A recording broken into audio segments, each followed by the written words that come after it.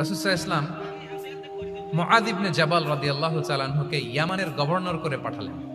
তো তখন তাকে বললেন যে, মুআয ইন্নাকা তাআতি কওমান মিন আহলিল কিতাব, তোমাকে এমন একটা এলাকার গভর্নর করে পাঠাচ্ছি, তারা কিন্তু আহলি কিতাব, মানে people of the books, Jews and Christian community, তারা ইহুদি খ্রিস্টান। সো তাদেরকে যখন দাওয়াত দিবা ধাপে ধাপে দিবা। কিভাবে দিবা? তিনি বললেন, ফাদউহুম ইলা শাহাদাতি আন লা ইলাহা ইল্লাল্লাহ ওয়া আন্না মুহাম্মাদুর রাসূলুল্লাহ। প্রথমে দাওয়াত দিবা তাওহীদ আর রিসালাতের। আওয়াজ করে বলেন, প্রথমে কিসের? তাওহীদ এবং রিসালাত। ফাইনহুম আতাউ লিযালিক, তারা যখন এটা মেনে নেয়। আরবিটা খেয়াল করেছেন অর্থটা? ফাইনহুম আতাউ লিযালিক, তাওহীদ রিসালাত যদি মেনে নেয় তাহলে তাদেরকে 5 ওয়াক্ত নামাজের দাওয়াত দিও।